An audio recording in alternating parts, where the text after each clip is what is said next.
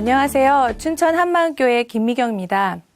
저는 부활하신 예수님을 제 마음의 주인으로 모시고 어떤 힘든 상황과 환경 속에서도 벌떡벌떡 일어나는 오뚜기 같은 삶을 살게 된 간증을 나누려고 합니다. 저는 평범한 가정에서 이남 일녀 중 장녀로 태어났는데요. 열심히 생활하시는 부지런한 부모님 밑에서 별 어려움 없이 자랐어요. 중고등학교를 미션스쿨을 다니면서 교회 생활도 나름 열심히 했지만 고3이 되고 입시 준비를 하면서 교회를 잘 나가지 않게 되었어요. 입시 스트레스를 받다 보니 가위에 자주 눌렸고 방언과 통변의 은사를 받았음에도 말씀에 뿌리가 없다 보니 뜨거움이 사라지면서 자연스레 교회를 떠나게 되었습니다. 대학교 3학년 때 2학년으로 복학을 한 남편을 만났고 4년의 연애 끝에 결혼을 했습니다. 결혼과 동시에 오직 남편만 보고 남편의 고향인 춘천에 따라 내려왔어요. 남편은 작은 컴퓨터 네트워크 사무실을 차려서 일을 시작했고 사무실은 점점 자리를 잡아가고 있었어요. 결혼 후 2년이 넘어가도록 아이가 생기지 않아서 혹시나 하는 마음에 병원에 가서 진찰도 받아봤지만 아무런 문제도 없다는 진단만 받았습니다. 아이가 간절해지면서 제 마음에서 오래전에 떠났었던 하나님이 생각나기 시작했어요. 저희 부부가 막 결혼을 했을 당시에 시어머님과 작은 형님은 이미 한마음교회 다니고 계셨고요. 교회 사모님이 남편의 초등학교 시절 은사님이시기도 해서 교회도 잘 나가지 않았던 저희 부부를 작은 교회에 연결시켜 주셨어요. 그렇지만 주일 예배도 띄엄띄엄 내키면 나갔고 작은 교회 예배는 잘 참석하지도 않았어요. 모르는 분들과 가정에서 예배를 드리고 삶을 나누는 게 너무 어색하고 싫었던 마음이 컸습니다. 아이를 갖고 싶은 간절함으로 하나님께 엎드렸지만 혼자서 기도를 하는 게 쉽지만은 않았어요. 이상하게도 기도를 하려고 하면 두려운 마음이 들고 입술이 잘 열리지가 않았거든요. 그래서 고민 끝에 예배를 드리러 가면 제 답답한 마음을 하나님께서 해결해 주시지 않을까 하는 마음으로 교회를 찾아갔어요. 이날은 수요 예배가 있는 날이었는데 어느 자매님이 간증을 하러 강단에 서 계시더라고요. 기도가 잘 되어지지 않아서 고민이 많았다는 이 자매님은 하나님 아버지께 기도하는 것인데 뭘 그렇게 어렵게 생각했을까 하셨다는 거예요. 우리가 부모님 앞에서 이런저런 일들을 스스럼 없이 이야기하는 것처럼 하나님도 나의 아버지시니까 자녀된 나는 그분 앞에서 자유하게 이런저런 일들을 말할 수 있다는 말씀이었어요. 제 마음이 뻥 뚫리면서 기도의 말문이 열렸고 이날 너무나 감사한 마음으로 교회 문을 나설 수 있었습니다. 그 뒤로는 모든 예배를 사모함으로 드렸어요. 수요 예배를 시작으로 토요 찬양 예배를 드리게 됐고 또 주일 예배를 드리면서 작은 교회 예배도 참석하게 되었어요. 나중에 한 사실이지만 이름만 올린 저희 부부를 위해서 작은 교회 식구들이 2년 동안 중보기도를 해왔다는 사실을 알고 너무나 감사하기도 했습니다.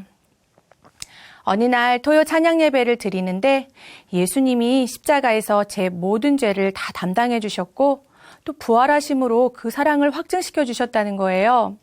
이분의 사랑 앞에 너무나 감격이 되어 이날 처음으로 예수님을 나의 주인으로 영접하였습니다. 그리고 그 사랑 앞에서 저는 하나님을 기쁘게 해드리는 자녀가 되고 싶었어요. 어떤 일을 하면 기뻐하실까 한참 고민하고 있을 때 그 당시 어느 유명한 권사님의 간증 테이프를 많이 들었었는데요. 하나님께서 새벽 예배 드리는 것을 너무나 기뻐하신다는 거예요. 그래서 더 고민하지도 않고 새벽 예배를 기쁘게 열기 시작했어요. 결혼 3년 차에 접어들면서 저희는 시댁으로 들어가 시부모님과 함께 살게 되었는데요. 얼마 지나지 않아 아이에 대한 기도의 응답을 하나님께서 들어주셨어요. 시댁에 들어가 산 지 7개월, 제 임신한 몸도 7개월 되었을 때 오랜 간경화로 고생하셨던 아버님은 마지막에 예수님을 영접하고 천국으로 가셨습니다. 아버님, 어머님께서는 과실농장을 운영하고 계셨는데요. 아버님이 돌아가시고 어머니 혼자 일을 할 수 없으셔서 남편은 한창 잘 나가던 네트워크 사무실을 접고 어머니를 도와 농장을 함께 운영하게 되었어요. 남편은 교회를 착실히 잘 나가는 편이 아니었어요. 제가 같이 가자고 몇 번을 권면해야 마지못해 따라 나섰고요. 저도 육아와 살림을 신경 쓰면서 새벽 예배를 빠지는 일이 잦아졌어요. 남편 위로 누나가 두 분이 계신데 인천에서 군포에서 토요일마다 아이들을 셋씩 데리고 자주 내려오셨죠. 아이들이 고만고만 할 때여서 세 집의 아이들이 한자리에 모이면 유치원이 따로 없었는데요.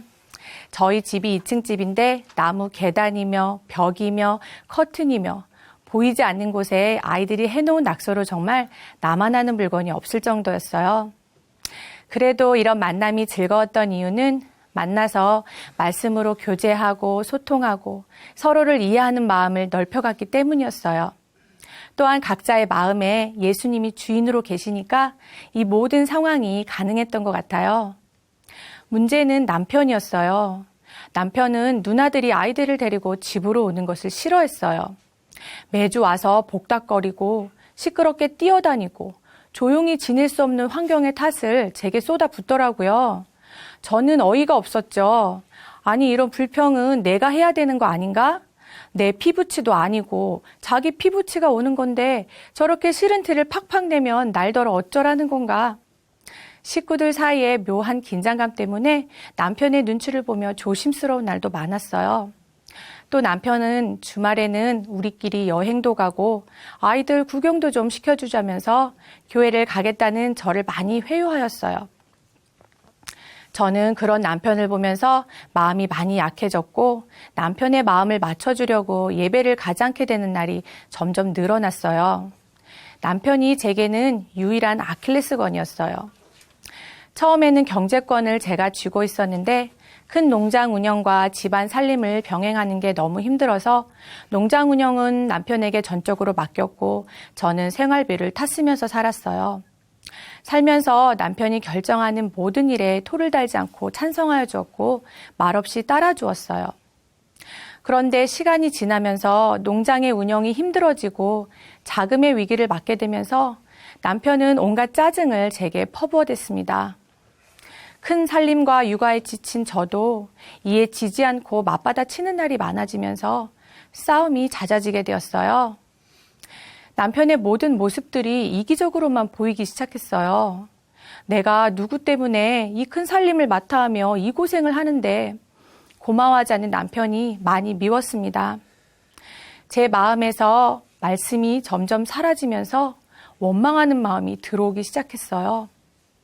저는 몸은 교회를 왔다 갔다 하였지만 말씀을 전혀 받지 못하고 마음이 점점 힘들어져만 갔어요. 또한 농장의 운영을 전적으로 맡아 하던 남편은 경제권이 주어지자 도박, 유흥, 이성 문제 등 제 속을 있는 대로 썩였어요. 그러던 중에 셋째를 출산하였는데 이미 몸과 마음이 지칠 대로 지친 저는 아이를 보는 것도 살림을 하는 것도 너무나 힘이 든 상태까지 가게 되었어요. 몸과 마음이 바닥을 치고 있을 때 잦은 외박을 하는 남편에게 원망과 저주를 퍼부으며 큰 싸움이 나게 되었어요. 큰아이들은 집에 없었고 저와 갓난쟁이 막내만 있었는데 술이 덜 깬 남편과 옥신각신하다 급기야 몸싸움이 났고 저도 나름 반항했지만 남자 힘을 당해내기가 힘들잖아요. 겨우 남편을 거실 밖으로 밀어내고 안방문을 잠궜는데요. 사람이 들어오지 못하게 현관문을 잠그는 소리와 주방 쪽에서 나는 날카로운 금속이 부딪히는 소리를 들었어요. 순간적으로 두려운 마음이 들었어요. 급한 마음으로 경찰을 불렀고 밖에 나가 있던 식구들에게 급하게 전화를 했습니다. 구급차가 함께 도착을 해서 병원에 실려갔는데 다행히 크게 다친 데는 없었지만 저는 이미 반은 죽은 사람이었어요. 마음의 절망은 어쩔 수가 없더라고요. 비통한 마음으로 친정 식구들에게 전화를 걸었고 남동생과 부모님이 춘천으로 저를 데리러 내려왔습니다. 남편은 처갓집 식구들이 내려온다는 소리를 듣고 몸을 피했고요. 짐을 싸러 집으로 갔는데 안방으로 들어간 친정엄마가 바닥에 주저앉아 많이 우셨어요. 머리카락이 한 움큼씩 여기저기 흩어져 있고 가구가 다 부서져 있는 걸 보시고는 마음이 많이 아프셨던 것 같아요. 그렇게 저는 서울 친정집으로 막내 아이만 데리고 가게 되었습니다. 저희 부모님은 미련 없이 이혼해버리라고 말씀하셨어요. 잘못을 빌기는커녕 당당히 합의혼을 요구하는 남편의 뻔뻔함에 기가 차셨던 거죠. 친정에 머무르는 동안 제 몸은 많이 편했지만 제 마음은 회복이 안 되더라고요. 밑도 끝도 없는 분노와 원망, 그러다가 찾아오는 비참함과 원통함. 왜 하나님께서 제가 가장 힘들 때 셋째 아이를 허락하셨는지 나중에는 알겠더라고요. 그나마 마음을 추스릴 수 있었던 것이 아이 때문이었으니까요. 부모님은 결혼 10년이 넘도록 남편 몰래 모아둔 돈도 없이 미련을 떨었던 저를 탓하시며 500만 원의 이혼 청구 소송 비용을 대주셨어요.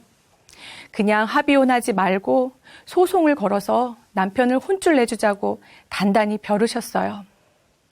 큰 아이들이 보고 싶었지만 이때 저는 저 자신 하나도 추스르기가 버거웠고 이 모든 상황에서 그저 도망치고만 싶었습니다. 그런데 마음 저 한구석에서 알 수 없는 망설임이 있었어요.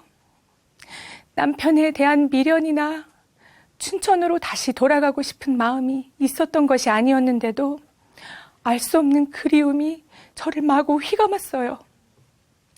처음에는 누구를 향한 그리움이었는지 몰랐었는데 나중에 소식을 듣고 전화를 하신 목사님의 음성을 듣고는 그때 알았습니다. 목사님께서 미경자매 하고 탄식의 목소리로 저를 부르셨는데 그 목소리에서 저는 하나님의 음성을 들었어요. 왜 이렇게 늦게 알렸냐고, 왜 말하지 않았냐고 꾸중을 하실 줄 알았는데 목사님은 흐느끼는 제 울음소리를 아무 말도 없이 다 들어주셨고 그저 이름만 불러주셨어요. 그 마음에서 저는 하나님의 마음을 보았어요. 그 순간 정신이 차려졌어요. 내가 지금 어디에 와 있나? 내가 지금 어디까지 와 있나? 제 상태가 적나라하게 다 보이는 거예요. 이날 밤에 친정은 처음으로 하나님께 기도를 하며 펑펑 울었습니다. 제가 무엇을 그리워했는지, 다시 무엇을 붙잡아야 하는지 알게 된 거예요. 그러나 이혼을 하겠다는 제 고집을 꺾지는 않았어요. 말씀에도 믿지 않는 자가 갈리거든 갈리게 하라고 나와 있지 않냐고 하나님께 되물으며 저는 이미 너무 멀리 왔다고 이제는 돌이킬 수 없다고 말했어요.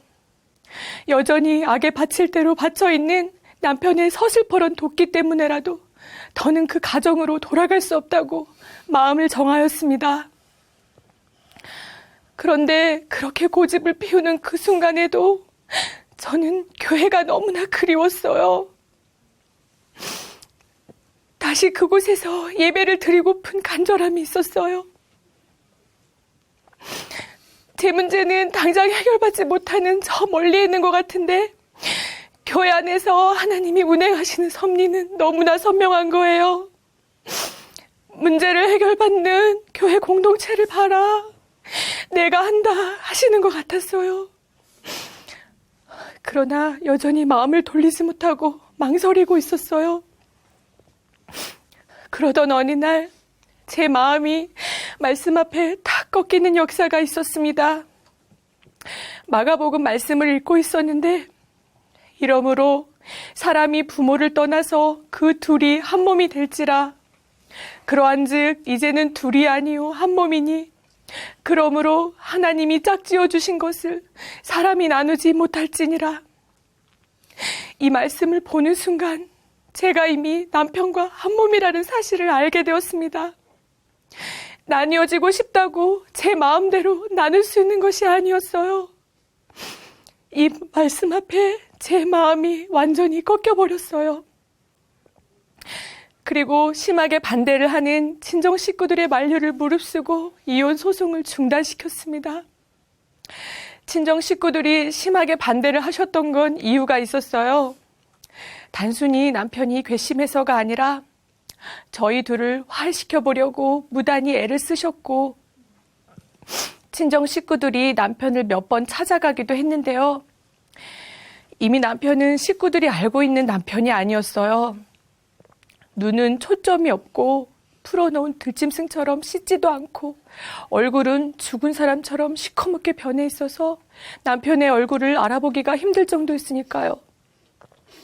또 자신의 잘 풀리지 않는 일에 대한 모든 원망이 저를 향해 있어서 제가 춘천에 내려오기만 하면 가만두지 않겠다고 독을 품고 있었거든요. 누가 봐도 저희 부부 앞에는 이혼만이 유일한 길이었습니다. 말씀 앞에 제 마음이 굴복되고 이혼 소송을 중단시키면서 500만 원의 진행비는 그대로 날아가 버렸어요. 친정 부모님께 참 죄송했어요. 하나밖에 없는 딸이 너무나 힘든 상태에서 왔고 잘 사는 모습을 보여드리지 못하고 또 제정신이 아닌 남편 곁으로 돌아가겠다고 말하니 그 마음이 오죽 아프고 답답하셨을까요? 전 춘천으로 가야겠다고 굳은 의지로 부모님께 말씀을 드렸고 이때부턴 죽으면 죽으리라는 에스더의 고백으로 매일 기도를 하였습니다. 죽이시든 살리시든 하나님 뜻에 따르겠다고 고백했어요. 그렇게 4개월의 친정 생활을 접고 춘천으로 돌아갈 뜻을 춘천에 계시는 가족들에게도 전했습니다. 제가 이것을 마음에 정한 그 순간 하나님께서 일을 하셨어요. 매일매일 술에 취해 제가 춘천에 내려오기만 하면 당장 때려 죽이겠다고 아이들이고 뭐고 다 필요 없다고 독을 품었던 남편이 어느 날은 막내 아이가 너무 보고 싶어서 일을 하다 말고 펑펑 울었다는 이야기를 전해 들었는데요. 온통 살기로만 가득 차서 아이에 대한 그리움이나 애틋함을 전혀 찾아볼 수 없었던 남편이었거든요. 저는 남편의 심경의 변화를 듣고는 하나님의 사인으로 생각했고 그 길로 바로 춘천으로 내려갔습니다. 남편은 제 기세를 꺾었다고 생각했는지 의기양양했고 여전히 거칠고 날카롭게 저를 대했어요. 상황은 변한 것이 없는데 놀라웠던 것은 제 마음이었어요. 남편이 아무리 저를 위협적으로 흔들어대도 제 마음이 요동치지 않는 거예요. 하나님의 평강이 온통 저를 휘감아 버려서 남편에 대한 두려움도 불안함도 전혀 들지 않았어요. 제가 아무런 요동이 없자 오히려 이런 저를 못 견뎌하고 저를 피해 집을 나가 버린 건 남편이었어요. 남편이 집을 나가 있는 동안에도 그저 감사하고 기쁜 마음으로 하루하루를 보냈습니다. 아이들과 함께 있을 수 있는 것도 감사했고 그토록 간절했던 교회 예배를 드릴 수 있는 것도 감사했고 그리웠던 교회 지체들을 볼 수 있었던 것도 감사했어요. 무엇보다 제 마음의 주인이 예수님이셔서 너무나 감사했습니다. 그저 온통 감사할 것밖에 없었어요. 정과 욕심으로 단단히 묶여 제 마음에서 평생이 가도 해결받을 수 없을 것 같았던 남편과의 관계, 그 사슬이 제 마음에서 풀려버리니 그 어느 때보다도 자유해졌고 남편의 모든 상황을 오직 하나님께만 맡길 수 있었어요. 그렇게 5개월 정도 지나고 어느 날 남편은 순한 양의 얼굴로 집으로 돌아왔어요. 그리고 지금까지 아주 잘 지내고 있습니다. 그 어느 부부보다도 서로에게 조심하면서요. 제가 유리그릇이라도 되는 양 말 한마디, 행동 하나하나를 조심하는 남편을 보면서 하나님이 하심에 그저 감사할 따름입니다. 이제 저는 세상에 넘지 못할 벽이 없어요. 조금 힘든 상황과 환경이 제 앞에 떨어져도 어느샌가 오뚜기처럼 다시 일어나 있게 되더라고요. 그리고 그저 한 가지만을 기도하게 됩니다. 나의 주인이신 예수님, 십자가에서 제 모든 죄를 다 담당해 주셨고 나를 사랑하심으로 부활하셔서 지금도 살아계신 예수님, 이분을 제 마음에서 다시는 놓치지 않게 해달라고요. 이제는 문제가 제 앞에 떨어져도 문제를 해결해달라고 기도하지 않아요. 그저 제 마음에서 예수님을 절대 놓치지 않게 해달라고 기도합니다. 이미 예수님께서는 우리가 영원히 풀지 못하는 사망의 문제를 부활하심으로 해결해 놓으셨잖아요. 예수님 안에서는 이미 모든 문제가 해결받았다는 것을 알게 되었어요. 오늘 하루, 지금 이 순간 예수님이 진짜 나의 주인이심을 고백합니다. 감사합니다.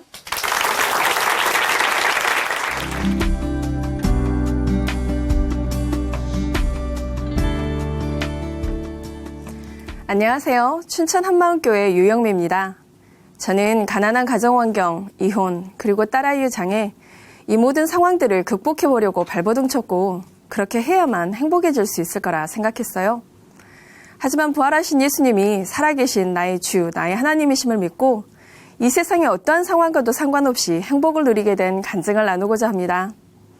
아버지는 몸도 약하셨고 일을 하는 날보다 안 하는 날이 더 많아서 집은 엄청 가난했어요.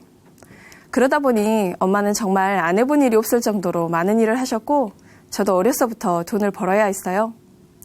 중학교 시절 교무실 청소와 매점 일을 하면 교납금을 면제해준다는 말에 제가 하겠다고 나섰어요. 매점은 점심시간에 가장 바쁘기 때문에 쉬는 시간 10분 만에 급히 점심을 먹어야 해서 어릴 때부터 위장병이 생겼어요.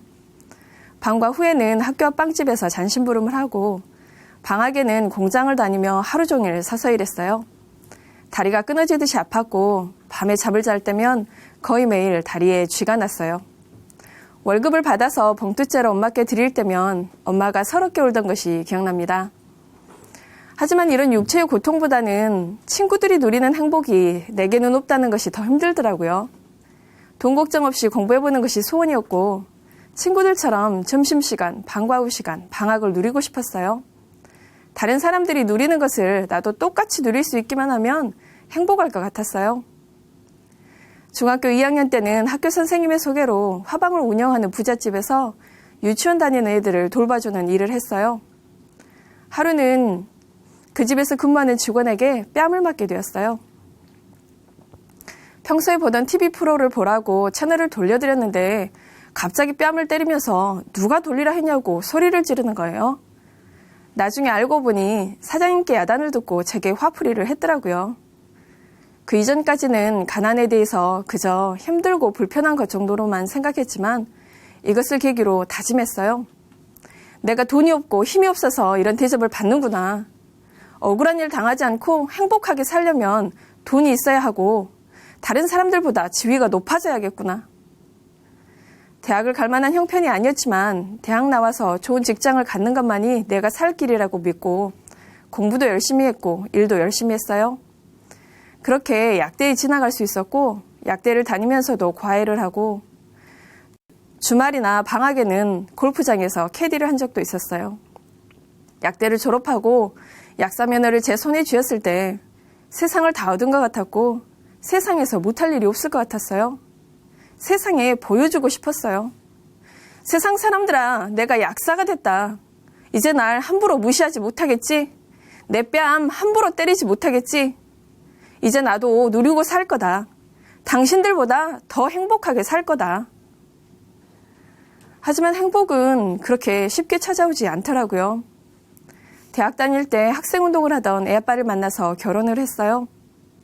수배를 받고 쫓기던 사람이라 장래가 불투명해서 주위 사람들의 반대가 심했지만 그런 건 별로 두렵지 않더라고요. 그저 사랑하는 사람과 함께 사는 것 자체만으로도 행복할 것 같았어요.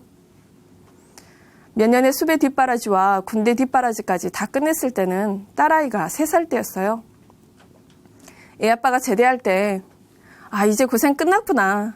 그간 남편 없이 혼자 애 키우고 약국까지 하느라 힘들었지만 이젠 고생 끝, 행복 시작이다 생각했어요.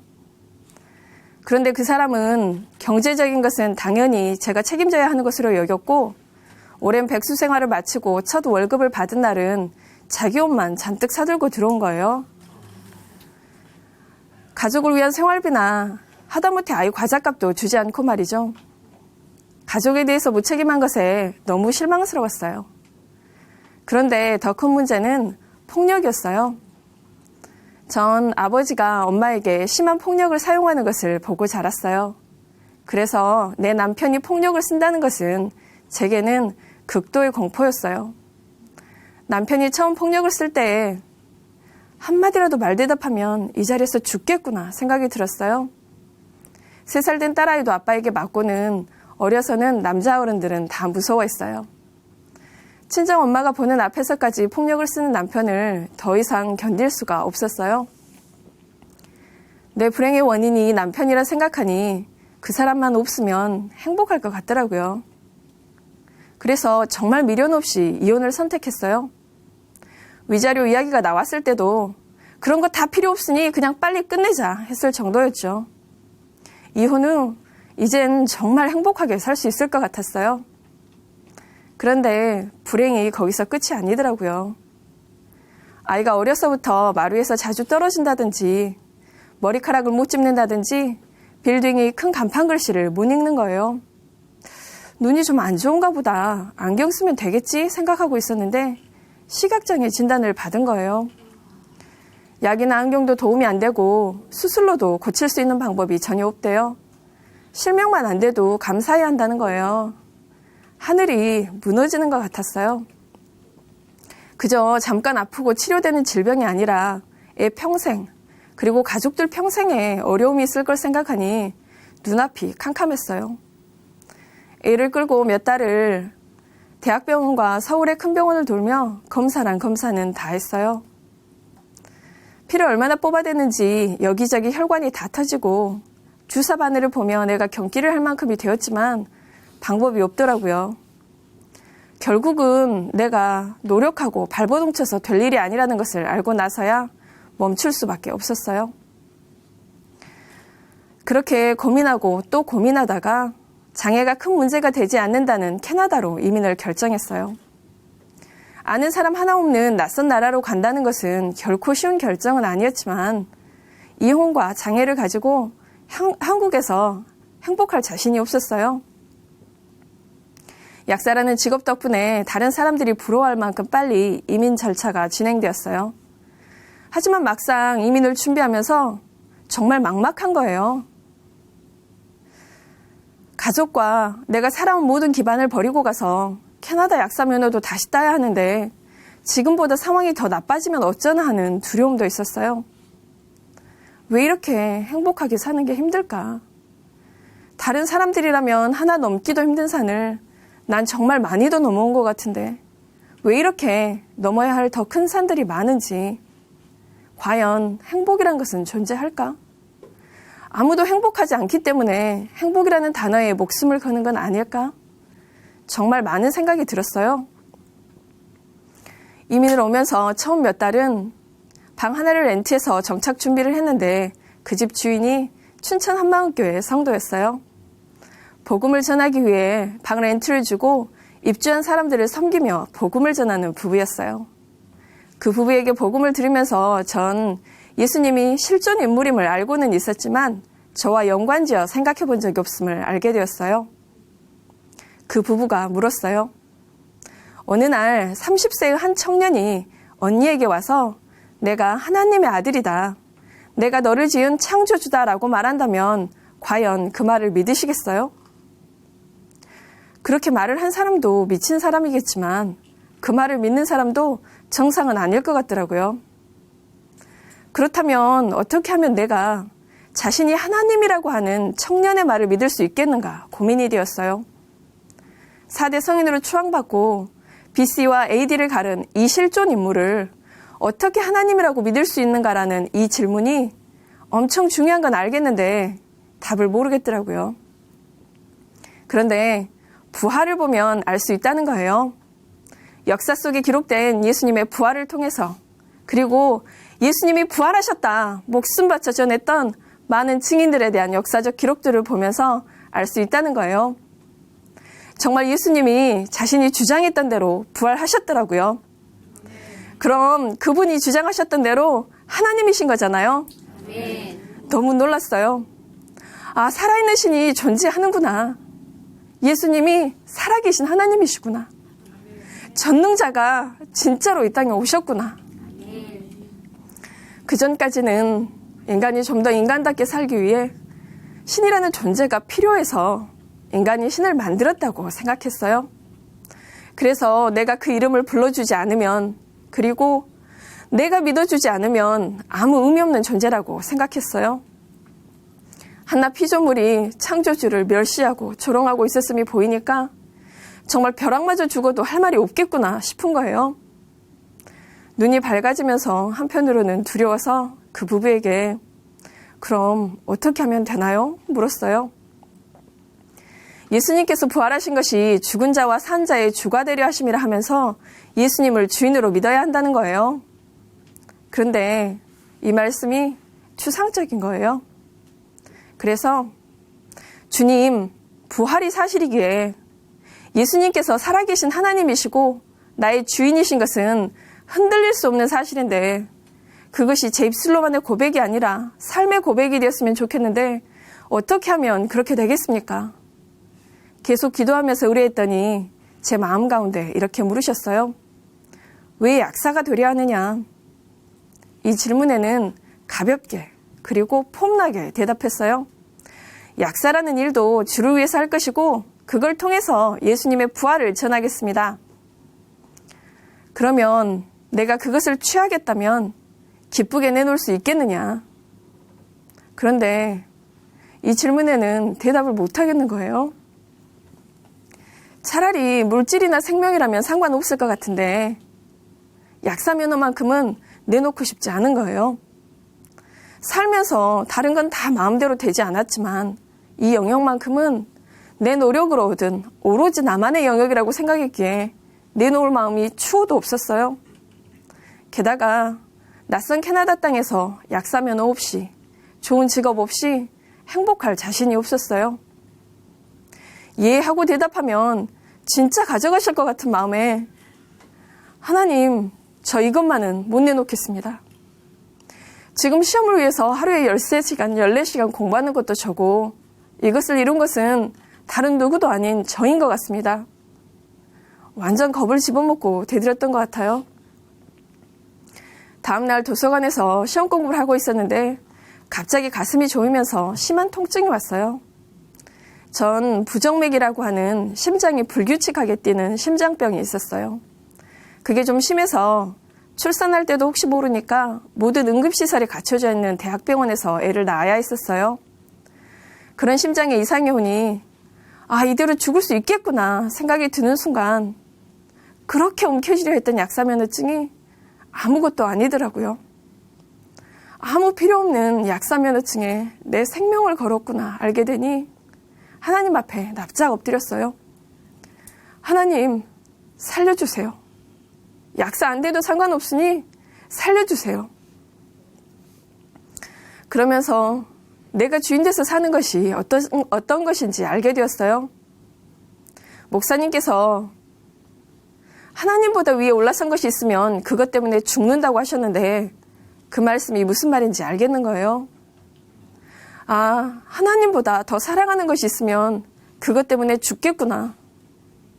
예수님이 내 주인이라는 고백은 내 것을 빼앗으려는 것이 아니라 모든 것을 이분이 책임지시겠다는 축복이구나 알게 되었어요. 내가 내 삶의 주인 되어서 하나님을 배척하고 산 죄 때문에 전능자가 이 땅에 오셔서 그 죄를 담당하고 죽으셨고 부활하심으로 살아계신 하나님이 직접 오셨음을 증명하셨더라고요. 예수님이 나의 주, 나의 하나님이신 증거, 부활을 보이셨는데도 예수님을 믿지 않고 있었음이 비춰졌습니다. 여전히 내가 주인 되어서 약사면허나 내 능력만을 믿는 자였어요. 주님, 제가 예수님을 믿지 않는 자였습니다. 용서해 주세요. 그렇게 예수님 믿지 않은 죄를 회개하고 예수님을 내 마음의 주인으로 영접했습니다. 아멘. 캐나다 약사 면허 시험을 2주 앞두고 있었는데 병원 다니고 검사 받느라 공부를 전혀 할 수 없었어요. 그동안 내가 했다고 생각했던 모든 것이 하나님께서 허락지 않으시면 안 되는 것이었구나 실감하게 되었어요. 내 삶의 모든 것의 주인이 온전히 예수님이심을 고백했습니다. 그리고는 제 삶이 바뀌기 시작했어요. 전 애 아빠가 무책임한 데다 폭력까지 써서 가정이 깨졌다고 생각했었는데 제가 주인 되었기 때문에 그랬더라고요. 예수님이 주인인 가정이 아니면 결국은 서로에게 상처만 주는 관계가 되겠구나 알게 되었어요. 예수님을 몰라서 지금도 힘들게 살 그 사람이 꼭 예수님을 믿을 수 있도록 기도하는 마음까지 주셨어요. 그리고 제 평생에 가장 큰 짐을 내려놓게 해주셨어요. 딸의 장애가 선천적인 것 같다는 의사의 말에 제 잘못인 것 같아서 마음 한가운데 큰 바위 덩어리를 얹고 사는 느낌으로 살았어요. 그런데 요한복음 9장 말씀을 보면 예수님께서는 날 때부터 맹인된 자를 보며 그것이 부모의 죄도 아니고 자신의 죄도 아니라는 거예요. 크고 작은 어려움을 겪는 아이를 볼 때마다 내 죄인 것 같고 어쩔 땐 내 인생이 실패한 것 같은 생각마저 들었어요. 그런데 딸아이를 창조하신 창조주가 제 잘못이 아니라는 거예요. 제 목을 조이던 사슬이 벗겨지고 가슴을 짓누르던 바위 덩어리가 하나도 남김없이 사라져버렸어요. 더욱 감사한 것은 딸아이도 복음과 공동체 훈련을 통해 장애의 눌림에서 자유해졌고 영원한 상을 바라보며 노방전도 지하철 전도도 마다하지 않는 아이가 되었습니다. 약사 면허를 받은 후 이 부활의 복음을 전하기 위해 한국 약사들의 정착을 도우며 무료 강의를 시작했고 매 강의마다 1시간씩 복음을 전했어요. 약사님들이 복음을 들으며 예수님을 주인으로 믿는 것을 보며 너무 기뻐서 하루는 눈물로 기도했어요. 하나님, 저 지금 정말 행복합니다. 평생 이렇게 살다가 예수님 앞에 서게 해주세요.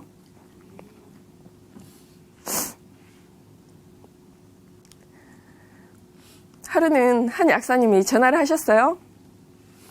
시험 공부를 도와준다는 말을 듣고 전화 드렸습니다. 그러시길래 왜 제가 약사님들을 도와드리는지 아세요? 했더니 네, 선교하는 약사라고 들었습니다. 그러시는데 너무 감격이 되어서 눈물이 핑 도는 거예요. 약사라는 영역은 내 것이라 여겨서 하나님을 대적했던 제가 예수님 바라보며 교회 공동체 말씀대로 따라가기만 했을 뿐인데 제 삶에서 예수님이 드러나고 있는 거예요. 그 순간 하나님께서 제게 칭찬해 주시는 것 같았고 면류관을 받은 기분이었어요. 행복이란 것이 이 세상에 존재할까 고민했었는데 행복은 계속해서 변하고 썩어질 이 세상으로부터 오는 게 아니더라고요. 생명을 다해 나를 사랑하시고 영원히 변치 않는 예수님 안에서만 가능한 것임을 알게 되었습니다. 게다가 생각지도 않은 보너스까지 주셨어요. 일과 강의로 피곤해서 심장에 무리가 가지 않을까 하는 염려가 제 발목을 잡지 않게 해달라는 기도를 드렸는데 매년 하는 건강검진에서 부정맥이 안 나타나는 거예요. 설마 나았을 거라 꿈도 꾸지 못했는데 감쪽같이 사라져버렸어요. 예수님이 주인이심이 최고의 축복임을 고백했습니다. 저는 세상의 기준으로 행복하고자 발버둥치며 살았어요. 이것만 채워지면 행복할 거야. 이것만 해결되면 행복할 거야. 이것만 하며 인생 전부를 쏟아부었지만 행복이 가까워지기는커녕 더 멀어지는 것만 같더라고요. 하지만 부활하신 예수님을 나의 주, 나의 하나님으로 믿고 나서는 나의 끝날 것 같지 않던 수고와 벗어날 수 없을 것 같던 무거운 짐에서 완전히 자유해졌습니다. 제 삶의 모든 문제의 해답이 예수님 안에 있더라고요. 이 캐나다 땅에서 부활의 증인으로 불러주시고 이전에 저처럼 눌리고 갈 길 몰라하는 사람들에게 길과 진리이신 예수님을 알려주는 최고의 행복을 누리게 해주셨어요. 제 행복의 근원은 부활하셔서 지금도 저와 함께 계시는 예수님이십니다. 예수님은 나의 주인이십니다. 감사합니다.